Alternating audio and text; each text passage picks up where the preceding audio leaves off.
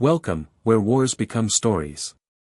On May 4, 1980, Yugoslavia fell silent.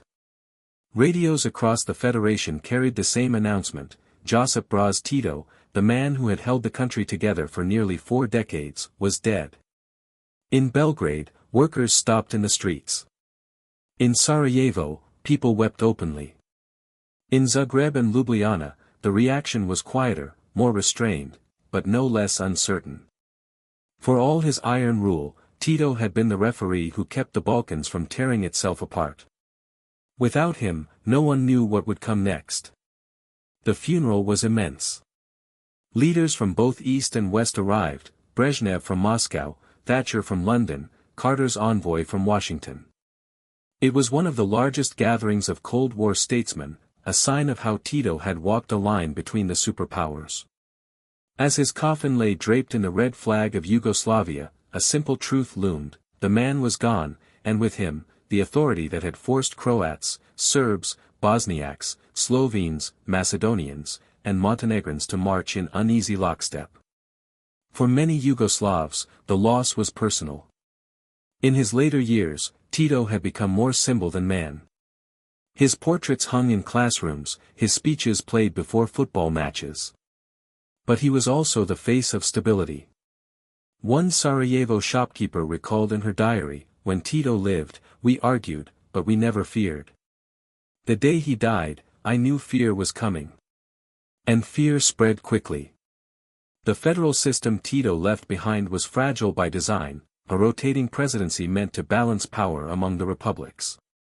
But instead of harmony, it created paralysis.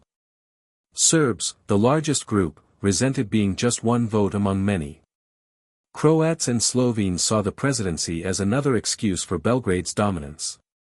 Albanians in Kosovo felt ignored altogether. The economy faltered almost immediately. Inflation climbed, jobs disappeared, and foreign debt mounted. Yugoslavia, once hailed as a socialist success that allowed its citizens to travel freely across East and West, began to feel the chill of stagnation. And in that chill, old songs and old grudges stirred again. For years, Tito had silenced nationalism, sometimes by censorship, sometimes by prison walls. Now, with his grip gone, those voices returned. Croats whispered about independence in kitchens. Serb intellectuals held meetings where they spoke of victimhood and betrayal. Slovenian workers questioned why their wealth was sent south to support poorer republics. Kosovo Albanians demanded autonomy. In the villages, neighbors still shared bread, but the way they looked at each other was changing. A Serb farmer might remember the stories his grandfather told of massacres during World War II. A Croat family might recall decades of being sidelined in a state dominated from Belgrade. A Bosniak shopkeeper might quietly wonder if there was any place for Muslims in a Europe that seemed to forget them. At first, this was only tension, words, speeches, arguments in parliament. But history in the Balkans has sharp teeth. Tito had not solved the region's divisions. He had only frozen them. And now, with the ice cracking, everyone could hear the river rushing below. One Western diplomat later wrote, "It was as though Yugoslavia was a house with too many rooms." Tito had locked the doors between them. When he died, the doors swung open, and every room was armed. For now, in 1980, the guns were still silent. But the silence was heavy. And across Yugoslavia, people waited for the first sound of shattering glass. To understand why Tito's absence was so dangerous, one has to understand what Yugoslavia actually was. It was not a nation in the traditional sense, but a patchwork sewn together after the First World War. In 1918, the Kingdom of Serbs, Croats, and Slovenes was proclaimed. Serbia, victorious in war, absorbed territories that had belonged to the collapsing Austro-Hungarian Empire. Later renamed Yugoslavia, it was home to Orthodox Serbs, Catholic Croats and Slovenes, Muslim Bosniaks, Albanians, Macedonians, Montenegrins, Roma, and Jews. A crossroads of empires. Had become a single state. At its heart was Belgrade, capital of Serbia and seat of federal power. Even under Tito, a Croat with Slovenian roots, the city symbolized Serbian influence. This imbalance was never forgotten. For Croats, it felt like an old story repeated, their destinies managed from another capital. For Slovenes, wealthy and industrious, Belgrade represented a drain on their resources. For Kosovo Albanians, it was a reminder that their identity remained invisible in a state that spoke Serbian at its core. Yet Yugoslavia was not simply a cage. Under Tito, it offered freedoms rare in the Cold War world. Unlike other socialist states, Yugoslavs could travel. Tourists from Germany and Italy filled Dubrovnik's beaches. Yugoslav guest workers found jobs in Switzerland, sending money back home. Sarajevo hosted the Winter Olympics in 1984, a spectacle meant to show that this multi-ethnic state could be modern and confident. Daily life reflected that mix. In Sarajevo's Baskarsaja district, the call to prayer from mosques mingled with church bells and cafe chatter. A Bosniak tailor might work next door to a Croat baker who lived upstairs from a Serb musician. These interwoven lives made the idea of Yugoslavia more than just a political project. It was visible on every street. And yet, even then, shadows lingered. Old wounds from World War II had not healed. In Croatia, the memory of the Ustaše regime, a fascist puppet state that murdered Serbs, Jews, and Roma, was still raw. In Serbia, families passed down stories of massacres, of neighbors turned executioners. In Bosnia, the Holocaust had left deep scars, with whole communities erased. Tito's government censored nationalist songs and punished open hatred, but history lived quietly in family stories, whispered around dinner tables. One survivor from Vukovar later remembered his grandfather telling him, "We live together, but we do not forget." The stones remember more than people do. For audiences outside Europe, it can be hard to see why this mattered so much. But in Yugoslavia, history wasn't just the past. It was ammunition waiting to be used. Where Americans might view the Civil War as distant memory, in the Balkans, events from half a century ago felt like yesterday, and centuries-old battles were recalled as though they had been fought last week. Tito understood this. His regime functioned as a lid on boiling water, pressing down every attempt to stir old grievances. With him gone, the lid rattled. By the late 1980s, inflation and unemployment gave nationalism fertile ground. Politicians discovered that invoking identity won applause faster than promising reforms. And slowly, room by room, the federation began to pull apart. For now, the house still stood. But its foundations, ethnic trust, economic stability, faith in Belgrade, were cracking. The story of Yugoslavia was not yet tragedy, but the outlines of one were already visible.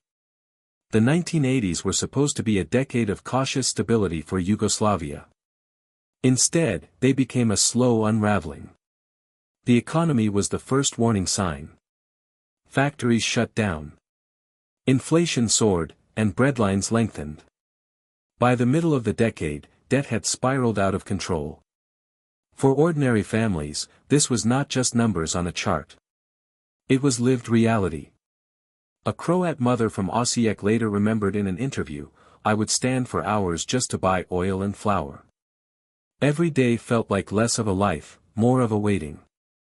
As frustration spread, nationalist leaders seized the moment. In Serbia, the rising figure was Slobodan Milosevic, a man who discovered, almost by accident, the power of playing to identity. In 1987, he visited Kosovo, where Albanians and Serbs clashed bitterly over autonomy. Speaking to a crowd of angry Serbs, he declared, "No one should dare to beat you." It was a short phrase, but it lit a fire. Overnight, Milosevic was no longer a dull bureaucrat. He was a hero to Serbs who felt besieged in their own land. Elsewhere, similar voices emerged. In Croatia, intellectuals revived talk of national revival, invoking the Croatian spring that Tito had crushed in the 1970s. In Slovenia, leaders spoke bluntly about autonomy and control of their own wealth. Even in Macedonia, whispers of independence began to spread. Nationalism was becoming the currency of politics, and it spent easily. For those outside the Balkans, the question was often asked, why didn't the West intervene early? The answer lay partly in timing. The Cold War was ending.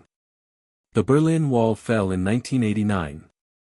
For Washington and Western Europe, the focus was on German reunification, NATO's future, and a new world order. The Balkans seemed peripheral, a regional problem. And in the US, scars from Somalia, where American troops were killed in Mogadishu in 1993, would later make leaders hesitant to send soldiers into messy conflicts abroad. Inside Yugoslavia, meanwhile, the tension was tangible. Parliament sessions became shouting matches. Newspapers turned into partisan weapons, filled with accusations of betrayal. At football matches, nationalist chants drowned out the referee's whistle. One Serb fan recalled, "We sang louder about our nation than about the game. We knew the stadium was no longer just a stadium. It was a battlefield of words." Yet it would be wrong to think the entire decade was only fire and fury. There were still attempts at cooperation, still everyday life. Weddings were celebrated, students studied abroad, families picnicked on the Adriatic coast. But beneath the laughter, the ground was shifting. Neighbors who had shared wine for years began to ask questions silently: would they stand with us or against us when the time came? By the close of the 1980s, Yugoslavia was no longer a state bound by brotherhood, but by suspicion. And suspicion, once awakened, rarely goes back to sleep. The cracks were widening. And soon they would split the federation apart. By the dawn of the 1990s, two republics had grown restless, Slovenia and Croatia. Both were wealthier. Both looked westward. And both believed they carried more than their share of Yugoslavia's burdens. For them, Belgrade was not a center of unity, but a drain. In Slovenia, the move was pragmatic. Leaders in Ljubljana argued that their economy, closer to Austria's in style and culture, was being forced to subsidize poorer southern republics. Slovenian newspapers began publishing editorials openly questioning the logic of staying in Yugoslavia at all. To many Slovenes, independence wasn't an act of defiance. It was common sense. Croatia's path was different, more emotional, and more dangerous. Here, Franjo Tudman emerged as the face of nationalism. A historian and former partisan, Tudman promised to restore Croatian pride after decades of perceived Serbian dominance. His speeches stirred crowds with talk of sovereignty, Europe, and the right of nations to self-determination. But his rise terrified the Serb minority inside Croatia. Memories of World War II lingered, when the fascist Ustaše regime had carried out massacres of Serbs under the Nazi-backed independent state of Croatia. For Serbs in Nin and Slavonia, Tudman's independence sounded like the first step toward their destruction. The Yugoslav People's Army, JNA, was supposed to remain neutral, the protector of all Yugoslav peoples. But by 1990, it was shifting. More and more officers were Serbs.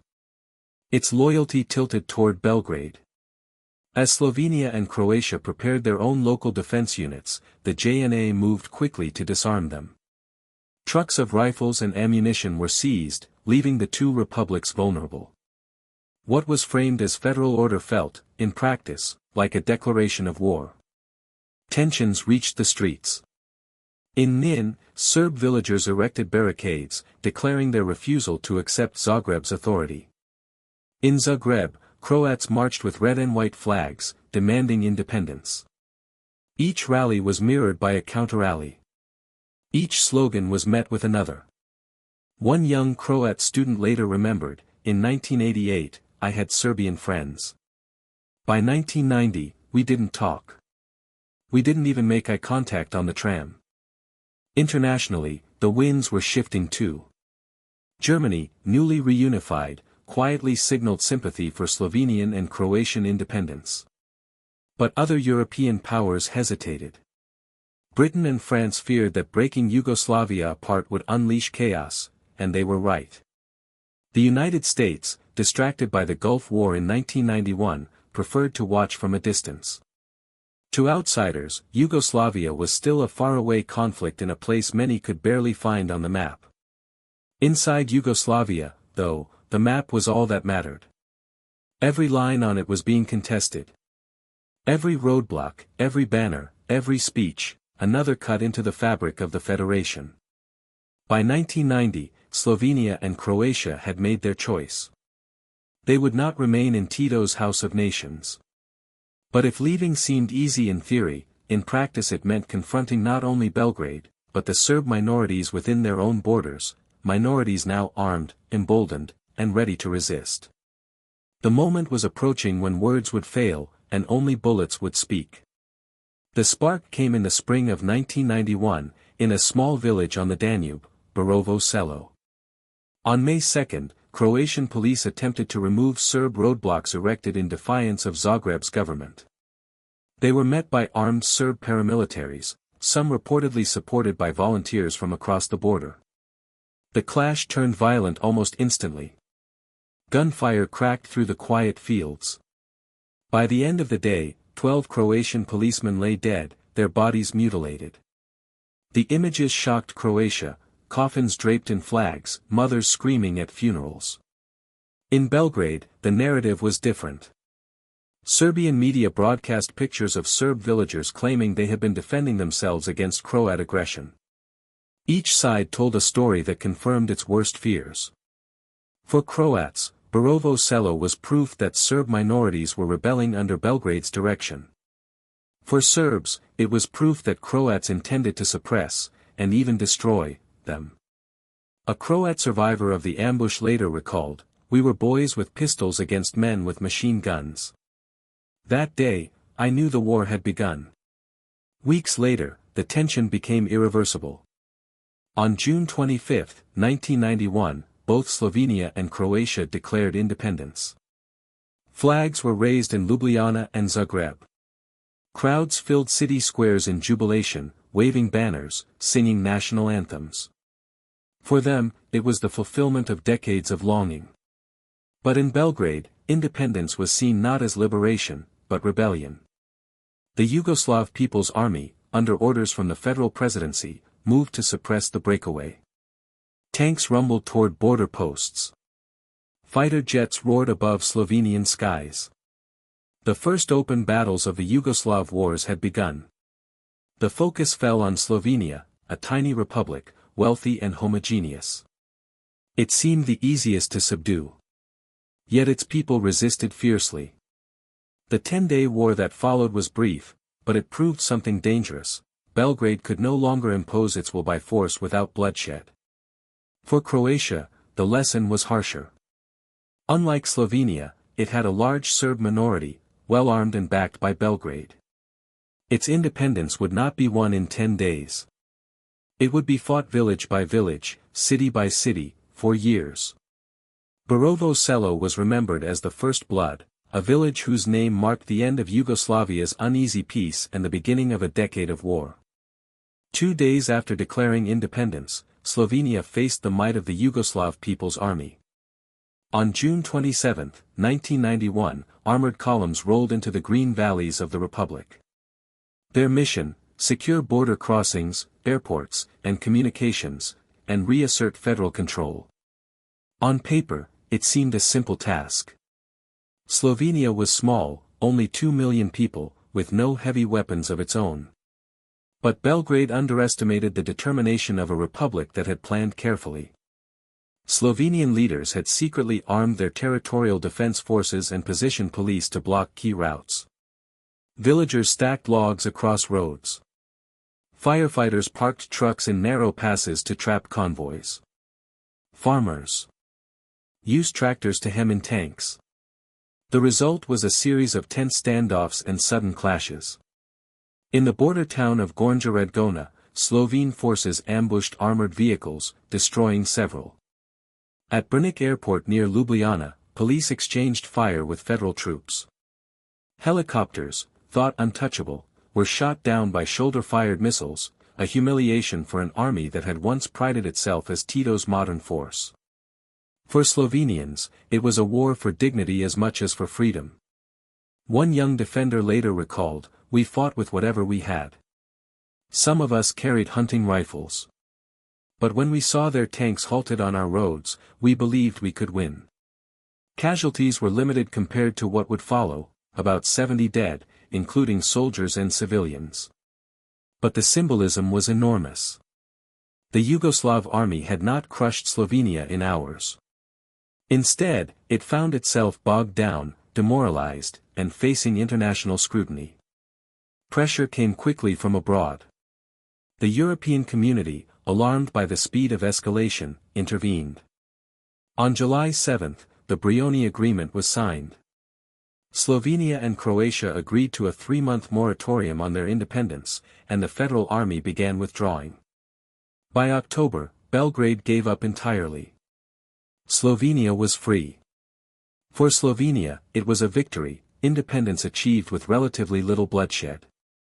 But it also sent a dangerous message: the JNA had failed, and others now knew it could be resisted. And while Slovenia celebrated, Croatia braced itself. Unlike Slovenia, Croatia's population included nearly 500,000 Serbs, many living in areas Belgrade was eager to protect. The short war in Slovenia would be remembered as a prelude, a rehearsal for something far bloodier. Slovenia had broken free in 10 days. Croatia would not be so fortunate. By mid-1991, the republic stood on the brink of collapse. Its declaration of independence had been met not with swift recognition, but with rebellion from within. Nearly 500,000 Serbs lived inside Croatia, concentrated in Krajina, Slavonia, and parts of Dalmatia. Fearing Zagreb's new nationalist government, they declared their own Republic of Serbian Krajina, raised roadblocks, and armed themselves. With Belgrade's backing and the Yugoslav People's Army shifting openly to their side, Croatia faced not only external pressure, but internal fracture. For Zagreb, the situation was desperate. The UN arms embargo, meant to contain violence, had crippled Croatia instead. Its territorial defense units had been disarmed months earlier. Soldiers trained with hunting rifles and smuggled pistols, while their enemies rolled out tanks, artillery, and aircraft. A Croat volunteer later recalled, "We had 2 rifles for 10 men. We passed them around, pretending we were an army." The imbalance was stark. Villages across Slavonia became battlefields. Croat homes were torched, Serb houses shelled in return. Refugees, many on foot, others pushing carts with what little they owned, flooded into cities like Zagreb, Split, and Rijeka. Slobodan Milosevic, now the undisputed voice of Serbian nationalism, pushed harder. His rhetoric grew sharper, invoking the dream of a greater Serbia stretching from the Danube to the Adriatic. On Serbian television, nightly broadcasts warned of Croat fascism. In Croatia, media depicted Serbs as aggressors and occupiers. Fear was amplified on both sides, each convinced survival meant victory at all costs. Internationally, the reaction was cautious. Germany began to signal support for Croatian independence, but Britain and France worried about inflaming the war. The United States, preoccupied with the Gulf War, treated Yugoslavia as a European problem. Diplomats urged dialogue while shells already fell on Croatian towns. For Croats, international hesitation felt like betrayal. By late summer, skirmishes turned into sieges. Towns like Osijek and Karlovac came under relentless bombardment. Croatian soldiers dug trenches with bare hands, bracing against artillery barrages that never seemed to end. In some villages, neighbors who had lived side by side for generations now fought each other across barricades. And in eastern Slavonia, on the banks of the Danube, one city was about to endure the full fury of the war. Its name would soon be known across the world, Vukovar. On the banks of the Danube sat the modest city of Vukovar. Before 1991, it was known for its factories, its riverport, and its mix of Croats, Serbs, and Hungarians who lived side by side. By autumn of that year, it became a synonym for destruction. The siege began in August. Yugoslav army tanks encircled the city, joined by Serb paramilitaries. For 3 months, they unleashed a storm of artillery and rockets, pounding Vukovar day and night. Apartment blocks collapsed into dust. Hospitals overflowed with the wounded. Electricity failed, food dwindled, and water had to be collected from shattered pipes under sniper fire. The defenders were hopelessly outnumbered. A few thousand Croat soldiers and volunteers, armed mostly with rifles and Molotov cocktails, held off an army that dwarfed them in size and equipment. They dug tunnels through basements, moving unseen between ruined houses. A survivor later said, "We fought room to room. Every wall became a front line." Civilians endured the siege with a mixture of courage and despair. Families huddled in basements, children covering their ears as shells thundered overhead. One nurse at Vukovar's hospital recalled performing surgeries without anesthesia, lit by candles as shells rattled the windows. International journalists smuggled out footage of the devastation, burned streets, wounded children, mass graves. And the world watched in horror. Yet the response abroad was limited to condemnation. For Western capitals, the Balkans were a maze of ancient grievances, and no one wanted another entanglement so soon after the Cold War. Ethnic conflict became the easy explanation, even as entire cities were wiped out. By November, after 87 days, Vukovar finally fell. The defenders, starved and broken, surrendered. But surrender brought no mercy. At Ovkra farm, more than 200 captured soldiers and civilians were executed, their bodies dumped into pits. The massacre would become one of the darkest symbols of the Croatian War. Vukovar lay in ruins, its streets rubble, its people scattered, its memories scarred. Yet for Croatia, the city became a rallying cry. "Remember Vukovar" was painted on walls, whispered in refugee camps, shouted at rallies. It was both tragedy and defiance, proof that Croatia could resist, even if it bled. But while Vukovar was being reduced to ashes in the east, another jewel of Croatia was about to be attacked, not an industrial town this time, but a medieval treasure whose destruction would shock the world, Dubrovnik. While Vukovar smoldered in the east, in the south, the war struck at one of Europe's most beautiful cities, Dubrovnik, the pearl of the Adriatic. Perched on Croatia's coastline, its medieval walls and terracotta rooftops had drawn tourists from around the world. To many foreigners, Dubrovnik was not just a city. It was a dream. But in October 1991, dream became nightmare. Yugoslav and Montenegrin forces advanced, surrounding the city from land and sea. Artillery batteries opened fire from the hills above. And for the first time in centuries, cannon shells rained down on Dubrovnik's ancient walls. For Croats, it was a wound to their national soul. For the world, it was a cultural crime. Television footage showed smoke rising above the UNESCO-listed Old Town, its streets littered with rubble and broken glass. Centuries-old monasteries and palaces bore the scars of modern war. International newspapers ran headlines not just about military losses, but about Europe's heritage under siege. Inside the city, life was a blend of fear and resilience. Civilians lined up for water at public fountains, darting through streets when shelling paused. A Croatian defender later recalled, "We had a handful of rifles against their tanks. Sometimes all we could do was fire a shot so they knew we were still here." In basements, families huddled together, trying to reassure children with stories of better days.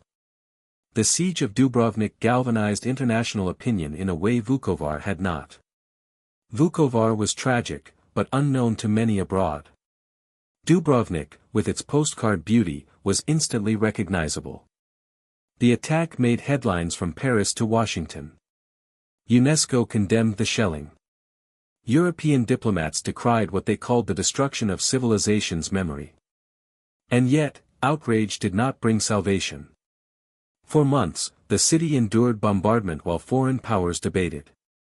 Britain and France feared deeper involvement. The United States, focused on the Gulf War and later Somalia, kept its distance. The European community dispatched envoys, but their words could not stop shells. Beyond Dubrovnik, the wider Croatian front was bleeding. In towns like Karlovac and Osijek, artillery pounded neighborhoods into dust. In Dalmatian villages, Serb militias and federal troops forced families from their homes.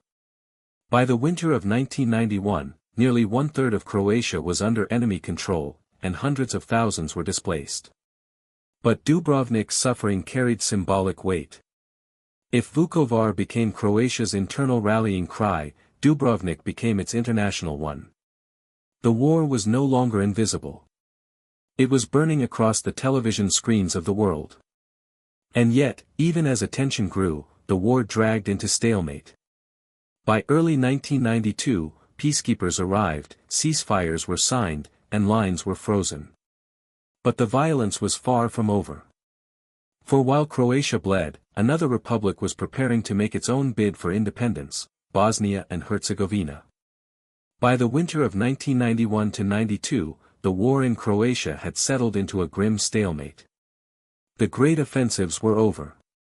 Front lines hardened into trenches, checkpoints, and barricades. Villages lay abandoned, fields mined, highways cut by burned-out vehicles. For Croats, this was a war of survival. With little heavy weaponry, they clung to whatever ground they still controlled. Soldiers rotated between muddy trenches and ruined towns, sharing meager rations of bread and beans. One Croat fighter later wrote in his diary, "We had one blanket for 3 men. We passed it from shift to shift like a trophy of warmth." For Serb forces, bolstered by the Yugoslav army, the goal was consolidation. They entrenched themselves in Krajina and eastern Slavonia, fortified positions, and pressed for international recognition of their self-declared republics. Belgrade's hand was clear, though often denied.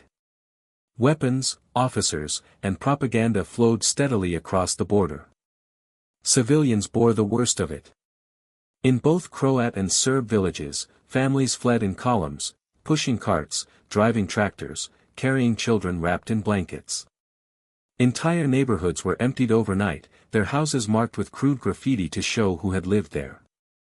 One grandmother from Pakrac recalled, "We left with a bag of bread and photographs.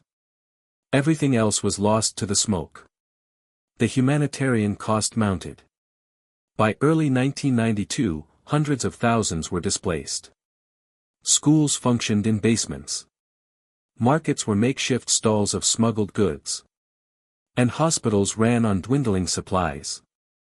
International aid agencies began to arrive, bringing convoys of flour, medicine, and blankets. But they could not bring peace.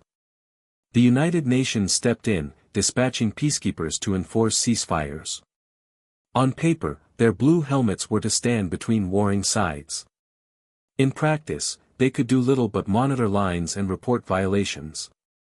Restricted by mandates and politics, they were powerless to stop ethnic cleansing or protect civilians. To many locals, the UN came to symbolize passivity, present, but unable to act. Why did the world hesitate? Partly, it was timing. The Cold War had just ended, and Western powers were unsure how to act in the new order.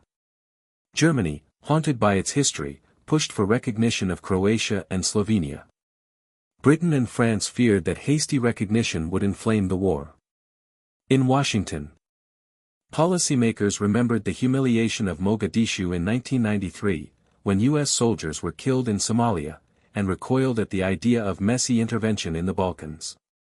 To many in the West, Yugoslavia was dismissed as a quagmire of ancient hatreds, not worth spilling foreign blood to resolve. And so the war froze into attrition.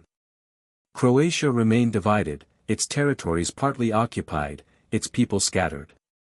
The guns still roared, but the map barely changed. For Croatia, it was not peace, but a painful pause.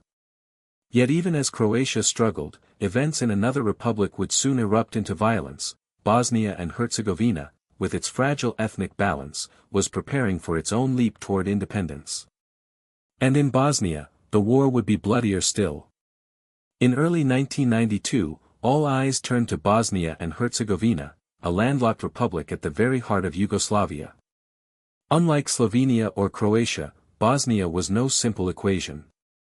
It was a mosaic, roughly 44% Bosniaks, Muslims, 31% Serbs, and 17% Croats, scattered across towns and valleys where neighbors prayed in different churches and mosques, but shared markets, schools, and streets. That same diversity made Bosnia beautiful, and dangerously fragile. The question of independence came to a head in March 1992, when a referendum was held. Bosniaks and Croats voted overwhelmingly for secession from Yugoslavia.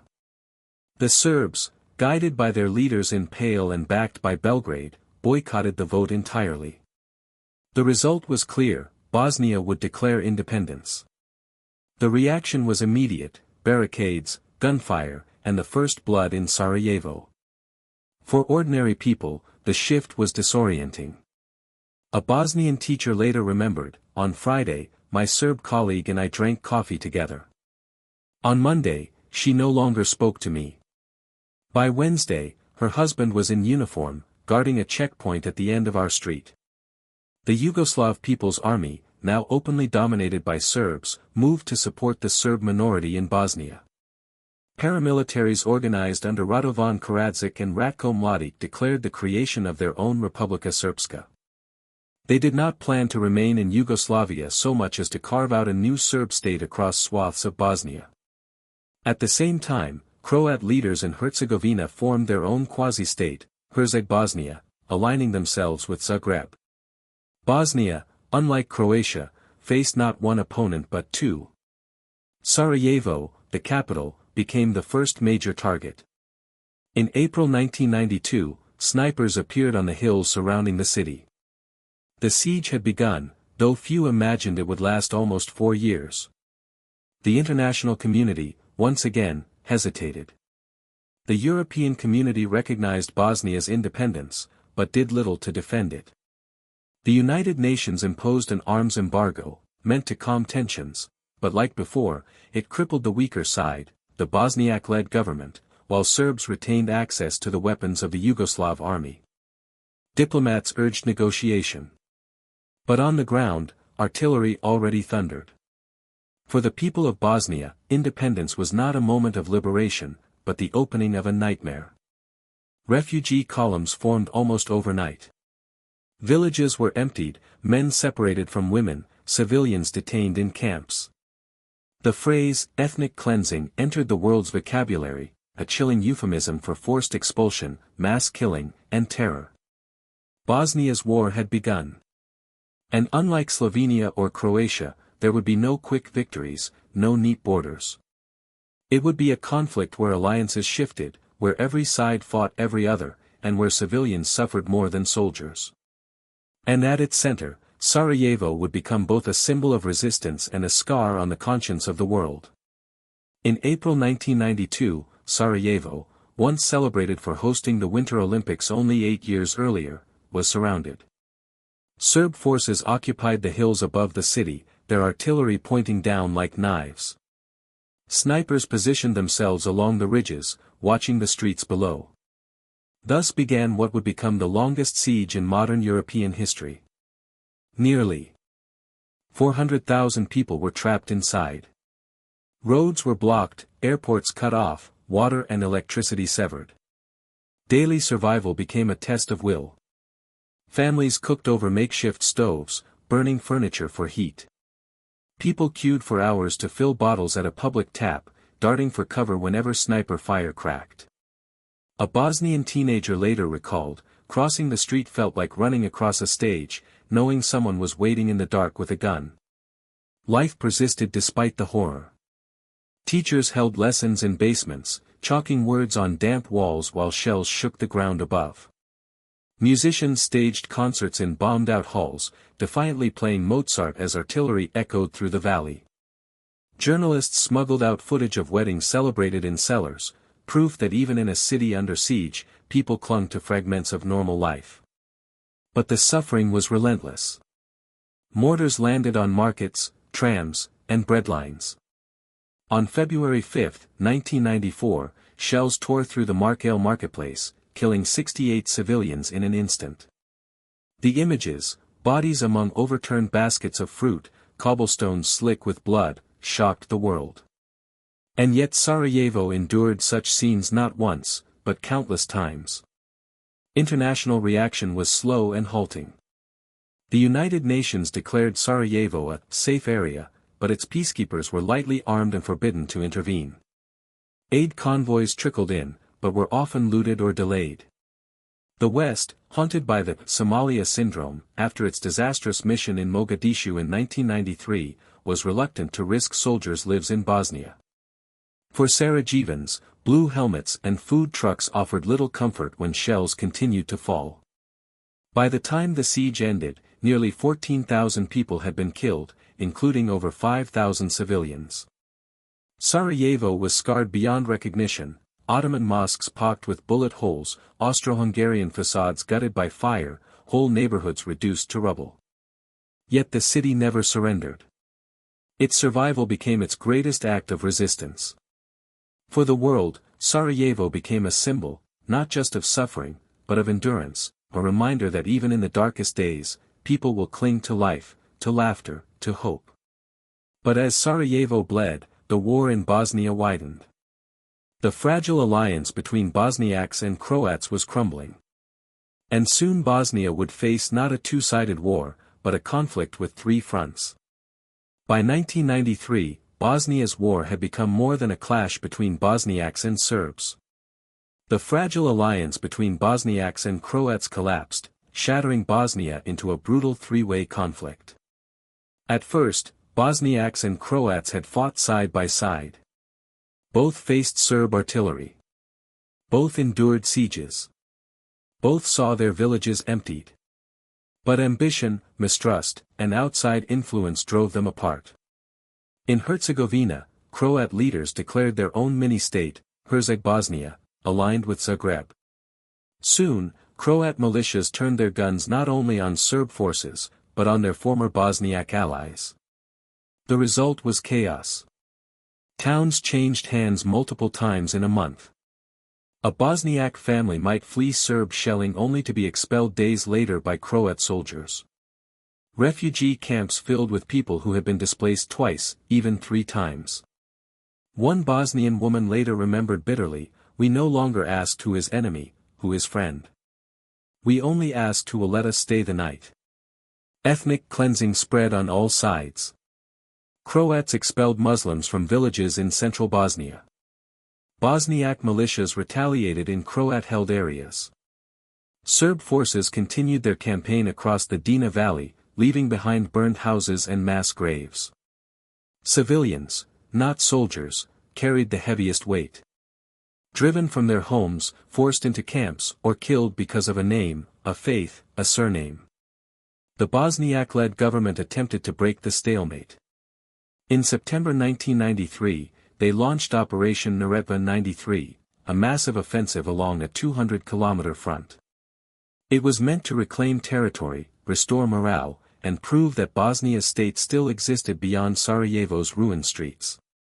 But the operation collapsed. Into stalemate. Exhaustion, poor equipment, and the sheer impossibility of fighting two enemies at once drained the effort. International diplomacy struggled to keep up. Negotiators in Geneva sketched maps dividing Bosnia into cantons and zones, hoping to freeze the war with penstrokes.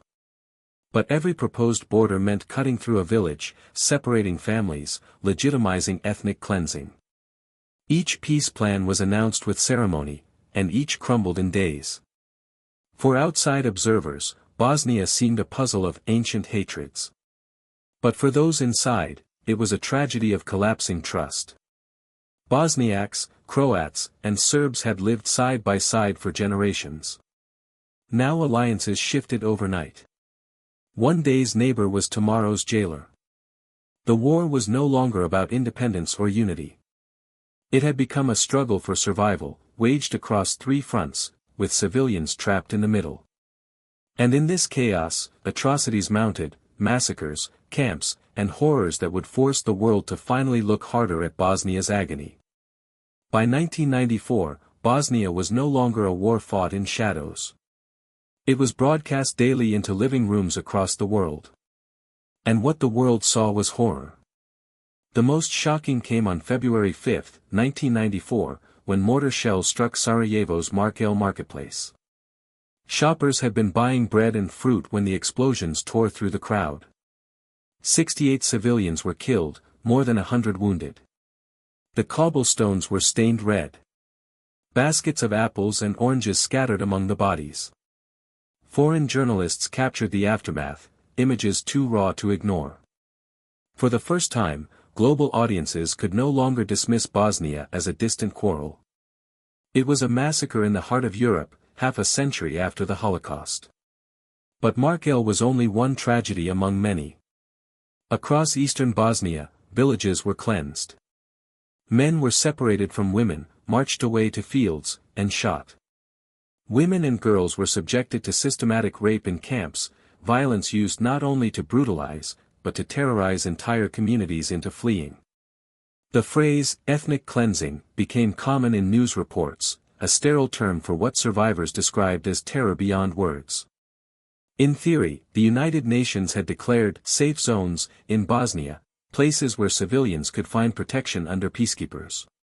In practice, these zones became fragile enclaves, often little more than traps.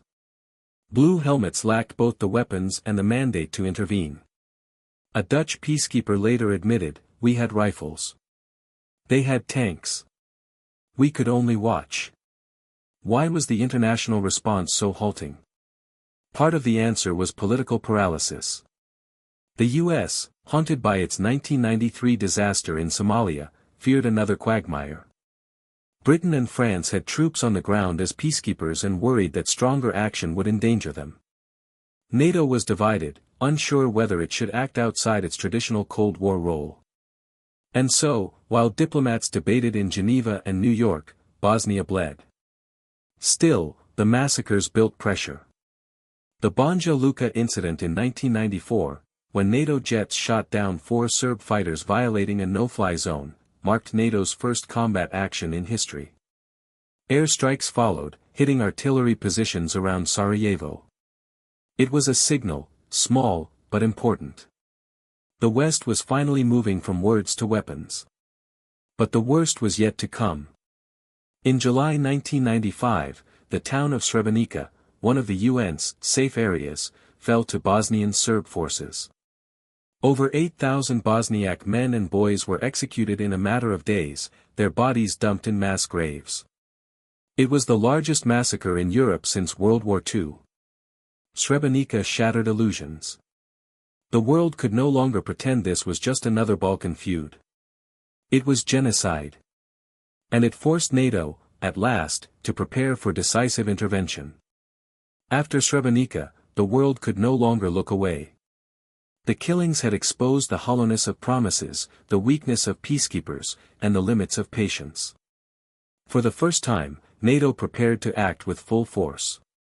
In the summer of 1995, waves of NATO aircraft struck Bosnian Serb positions.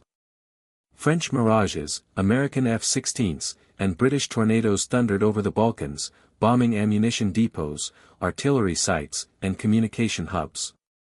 In Sarajevo, citizens listened to the rumble of bombs with a strange mix of fear and relief. One resident wrote in her diary, "For the first time in years, the sound from the hills was not only shells falling on us, but bombs falling on them." On the ground, momentum shifted further with Croatia's bold offensives. In May, Operation Flash recaptured western Slavonia in just 2 days. Then in August came Operation Storm, a massive strike across the Krajina region. In 4 days, Croatian forces broke through entrenched Serb defenses, advancing with speed that stunned observers. Towns once occupied for years fell overnight. For Croats, it was liberation. For Serbs in Krajina, it was catastrophe. Nearly 200,000 Serbs fled, their tractors and carts forming endless convoys down dusty roads. Homes were abandoned, villages emptied in days. Many would never return. Operation Storm reshaped Croatia's war, ending the rebel enclaves, but at the price of a new refugee crisis. Bosniaks and Croats, once bitter enemies, now coordinated offensives. With NATO air power above and joint forces advancing below, Bosnian Serb lines buckled. Cities under siege for years were liberated. Even hardened commanders began to see that the war could not be sustained. Internationally, the shift was clear. NATO had crossed the threshold from peacekeeping to warfighting. Diplomats sensed an opportunity. With Serb forces reeling and their territorial gains shrinking, negotiations might finally succeed. And so the warring leaders, Bosnia's Alija Izetbegović, Croatia's Franjo Tudman, and Serbia's Slobodan Milosevic, were summoned to an American air base in Ohio. The place was called Dayton. What they signed there would bring the bloodshed to an end, but not without compromise. In November 1995, 3 delegations flew to Wright-Patterson Air Force Base in Dayton, Ohio. Bosnia's Alija Izetbegović, Croatia's Franjo Tudman, and Serbia's Slobodan Milosevic arrived under heavy pressure, from Washington, from NATO's bombs, from exhaustion after nearly 4 years of war. For weeks, they walked the corridors of the base, trading maps, drawing borders, arguing over towns and rivers. The talks were tense, sometimes breaking down. But the message from the Americans was clear: this war must end. The deal that emerged was not elegant, but it was workable. Bosnia and Herzegovina would survive as a single state. But within it, 2 entities were carved out: the Federation of Bosnia and Herzegovina, shared by Bosniaks and Croats, and Republika Srpska, controlled by Bosnian Serbs. A fragile central government was established, but power was decentralized, leaving Bosnia united in name, yet divided in practice. On December 14, 1995, in Paris, the Dayton Agreement was formally signed. For weary civilians, it was salvation. The shelling of Sarajevo stopped. Roads reopened, and families began to search for loved ones lost during the chaos. Humanitarian aid poured in, rebuilding bridges, schools, and homes. Children returned to classrooms where lessons had once been whispered in basements. For the first time in years, the sound of artillery gave way to the sound of hammers and construction. But beneath the relief lay grief. More than 100,000 people had been killed in Bosnia, and millions displaced. Mass graves were only beginning to be uncovered. Survivors carried memories they could not set down: neighbors turned enemies, towns erased, families never reunited. Dayton brought peace, but it did not bring healing. For the international community, Dayton was hailed as a triumph. The longest and bloodiest war in Europe since 1945 had finally ended. NATO troops, this time heavily armed, arrived to enforce the peace. Their presence reassured civilians that Sarajevo would not be shelled again. Yet the agreement also froze the divisions created by war. It legitimized territorial control won through violence, entrenched ethnic politics, and left Bosnia's future permanently fragile. One Western diplomat later admitted, Dayton stopped the killing. It did not solve Bosnia.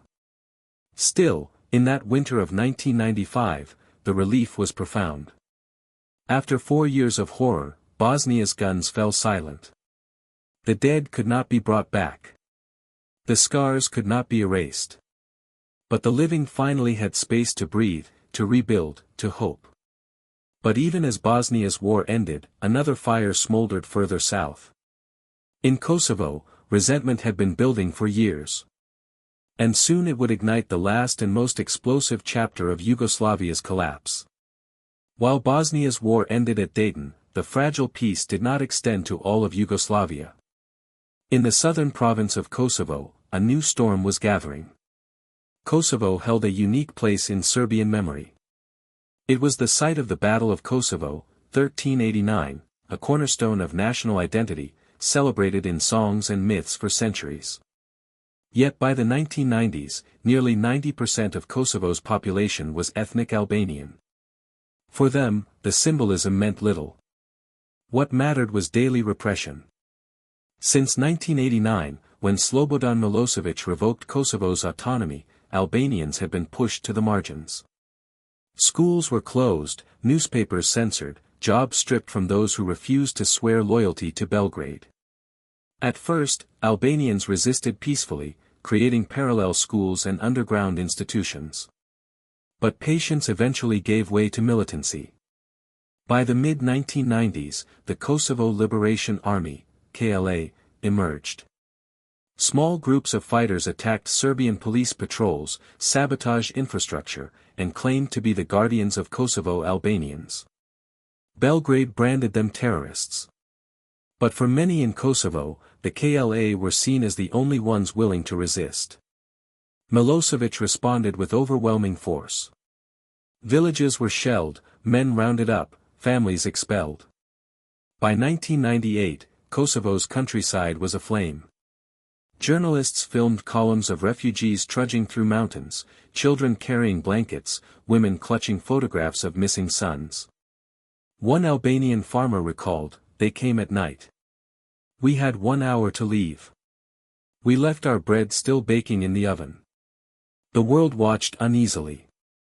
The US and Europe, still haunted by their failures in Bosnia, debated how to respond. By early 1999, peace talks at Rambouillet collapsed. Milosevic refused demands for autonomy under international supervision. The message was clear: violence would decide Kosovo's fate. In March 1999, NATO launched Operation Allied Force, a bombing campaign that would last 78 days. From Belgrade to Novi Sad, Yugoslavia's infrastructure was pounded, bridges destroyed, factories leveled, military bases shattered. The strikes were relentless, night after night. Serb anti-aircraft defenses tried to resist, famously downing an American F-117 stealth fighter, but the imbalance of power was overwhelming. On the ground, the violence escalated. Serbian forces accelerated expulsions, pushing nearly 800,000 Albanians out of Kosovo in a campaign many described as ethnic cleansing. Refugee camps in Albania and Macedonia overflowed. Images of endless columns of people, tractors piled with possessions, dominated global headlines. By June 1999, Milosevic capitulated. Yugoslav forces withdrew from Kosovo, and NATO troops entered to occupy the province under UN mandate. Kosovo remained officially part of Yugoslavia, but in practice, it was independent. For Albanians, it was liberation. For Serbs, it was loss of land, of heritage, of pride. The war marked the beginning of Milosevic's downfall. In 2000, mass protests, the bulldozer revolution, swept him from power. Within a year, he was on a plane to The Hague, indicted for crimes against humanity. Kosovo itself would declare independence in 2008, recognized by many but not all. Its flag flew in the UN only in part. The wounds of 1999 remained raw, proof that in the Balkans, peace always came shadowed by unfinished history. By the dawn of the 21st century, Tito's Yugoslavia existed only in memory. What remained were a cluster of independent states: Slovenia, Croatia, Bosnia and Herzegovina, Macedonia, Montenegro, Serbia, and eventually, Kosovo. Each carrying scars of the wars that had torn them apart.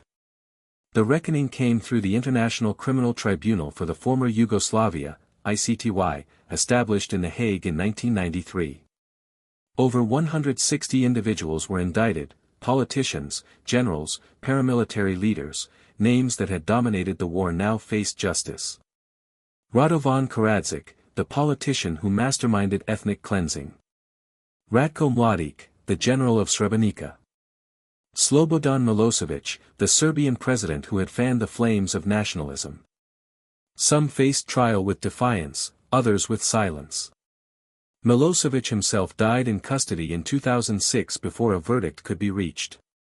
Others, like Croatian General Slobodan Praljak, made headlines by taking poison in the courtroom rather than accept judgment. Yet justice could only go so far. For survivors, no sentence could undo the graves, the rapes, the years of hunger and fear. A Bosnian mother testified at The Hague, holding a photo of her son killed at Srebrenica. "They can jail him for 100 years, but my boy will never come home." Meanwhile, the region struggled with the chaos left behind. An estimated 140,000 people had been killed, more than 2 million displaced, and entire cities like Vukovar and Sarajevo left in ruins. Weapons flooded black markets, many would later be traced to crimes in Paris, Brussels, or Gothenburg. Organized crime thrived, often tied to ex-paramilitaries who had reinvented themselves as smugglers and traffickers. And yet, there was resilience. Sarajevo rebuilt its tram lines. Dubrovnik restored its scarred walls. Vukovar slowly reconstructed its shattered hospital. Refugees returned, even if only to ruins, determined to reclaim something of what had been stolen. Children born during the sieges grew up in new classrooms, surrounded by reminders of the past, but also by the possibility of a different future.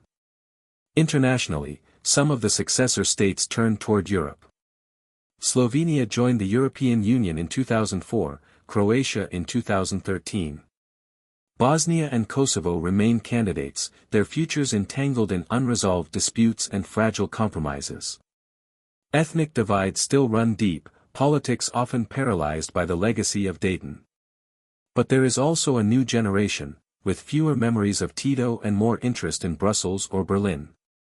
For outsiders, the Yugoslav wars remain a case study in what happens when nationalism, history, and fear overwhelm unity. For those who lived them, they are not just history. They are family stories, anniversaries, scars. In cafes from Belgrade to Sarajevo, the wars still surface in conversation. Who was guilty? Who was victim? Who suffered most? The answer, of course, is that everyone suffered, and that the Balkans, a region once called the powder keg of Europe, exploded again within living memory. Today, Tito's House of Nations is gone.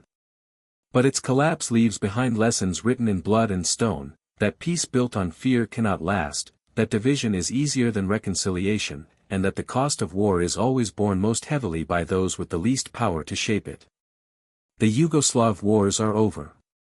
But in memory, in politics, in the lives of millions, they are not.